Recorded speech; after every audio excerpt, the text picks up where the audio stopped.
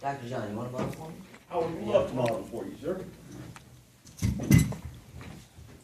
All right, what I'm going to do is do my best to offer a passable prone demo, standard prone demo for the event. Then we'll explain the demo and see if there's any questions about how to do it. Understand that contrary to what you may encounter at Appleseed's events, there is an established procedure for virtually everything we do.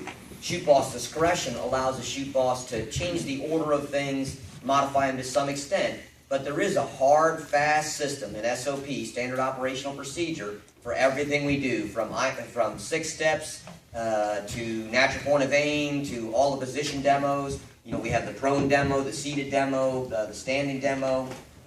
All of this stuff was worked out in about 2006 by a small core of master instructors who were very dedicated, very active, very effective, very sharp. They all agreed upon what they wanted to do.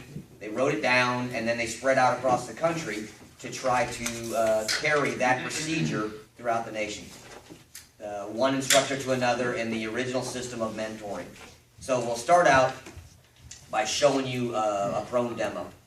Shooter, circle up! We're going to cover the prone position and 2 types of sling. Our model will begin by getting an initial sling adjustment. To get an initial sling adjustment, he'll hold the rifle with his trigger hand, take his support hand, spread it out as far as it can go. He'll put his thumb against the trigger guard and his pinky finger against the sling. This is an initial adjustment, a point from which to deviate.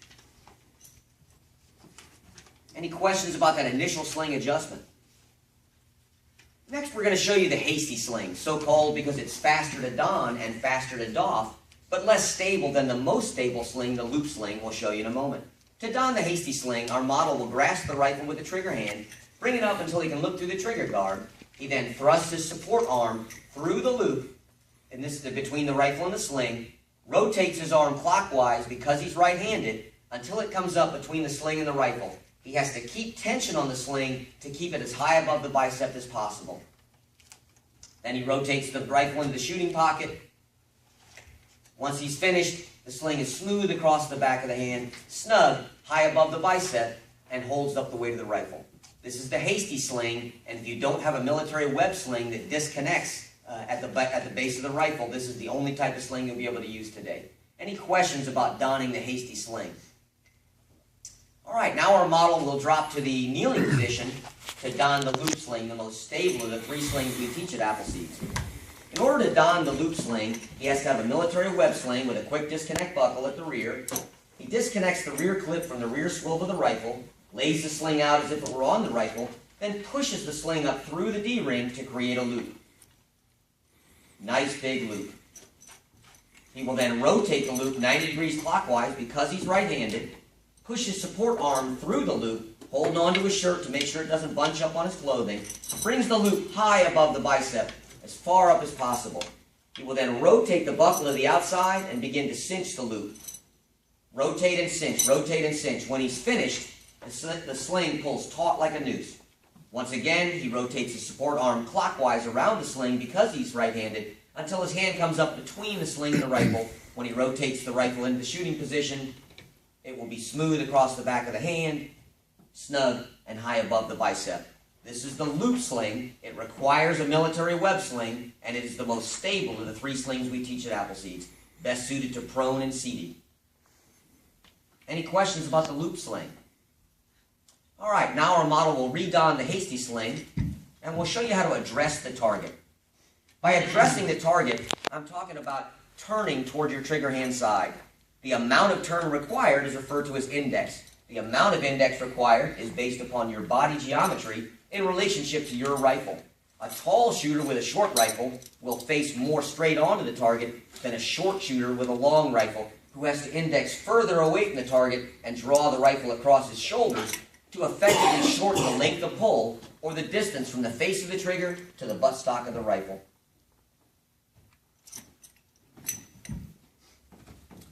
Our shooter faces straight onto the target and then turns straight onto the target and then turns approximately 30 degrees toward his trigger hand side. This is a point from which to deviate. The The particular amount of index you use will be based upon your body geometry in relationship to the size of the rifle. Any questions about addressing the target? All right, our model will now show you how to build the prone position using the hasty sling. In order to build the position, he will grasp the rifle with a support hand by the forend and use his trigger hand and the rifle buttstock as a crutch to get safely down in position, keeping the muzzle straight up or straight down range, never going left or right, or what we would call sweeping.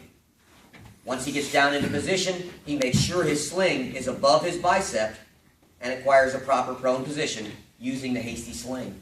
Notice that he's indexed approximately 30 degrees toward his trigger hand side. Any questions about building the prone position using the hasty sling?